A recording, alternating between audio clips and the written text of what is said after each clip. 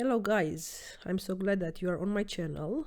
I'm Alexandra Sfartz. I'm a certificate Scrum Master, and today I want to talk with you about sprint events. So let's dig in. So, sprint events. You can call them ceremonies, but these are the sprint events. We have sprint planning, daily scrum, sprint review, and sprint retrospective. So you need to understand that in one sprint we have these 4 steps. In the planning, we will talk about later about planning, but we need to understand like this is the structure. So a sprint refers to a time-boxed iteration during which a team works to complete a set amount of work.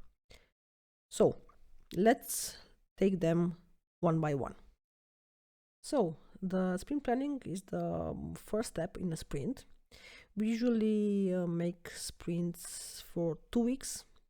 You can do them for 1 to 4 weeks, but we usually make them 2 weeks because it's very okay to manage with this timeline. So in this sprint planning, we need all the team there. So we need the Scrum team, the product owner, the Scrum Master, of course, us. So the devs, very importantly, and we need them to collaborate one with each other because we need to understand what we want to do in that sprint. The outcome of this meeting, this sprint planning, is a sprint goal and a sprint backlog.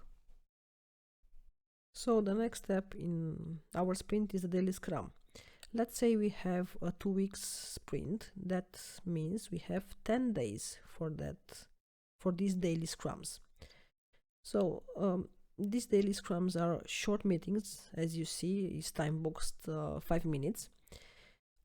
Usually with developers, we can be there, but it's not necessarily as a Scrum Master. We only need to facilitate this meeting for them.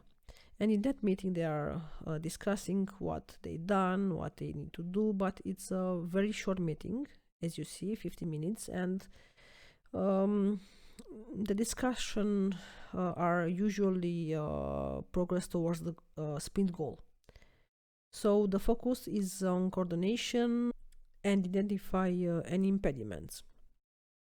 So this is a daily scrum. You need to understand it's 50 minutes and it depends on how you choose the sprint length. In this case, let's say 2 weeks. So we had the daily scrum. As I said, for 2 weeks we have 10 days. So the third step in a sprint is this sprint review. Okay, so the team is presenting in this review what they worked, and they present this to stakeholders, typically including the product owner and any other relevant stakeholder. So in this step we have the feedback from them, and the product incremented, it's demonstrated. The purpose is to inspect what was delivered and adapt the product backlog accordingly. So this is what we need to do in this third step. Usually time boxed for 4 hours, but depends, as I said, if it's a 2 weeks or a month, we need to adapt. So this is the last step in a sprint, is this sprint retrospective. So this is a meeting held after the sprint review where the Scrum team reflects on the sprint. They discuss what went well, what could be improved, and identify actions to improve their process in the next sprint. Usually it's 3 hours. As you see, it's smaller than sprint review. Sprint review, it's 4 hours. So this is it.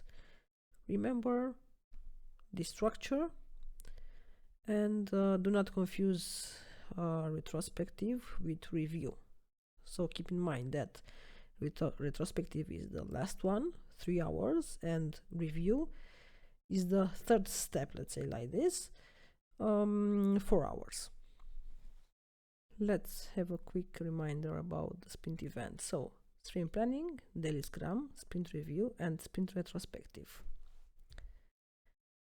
So with that, thank you guys for watching, and remember to stay agile.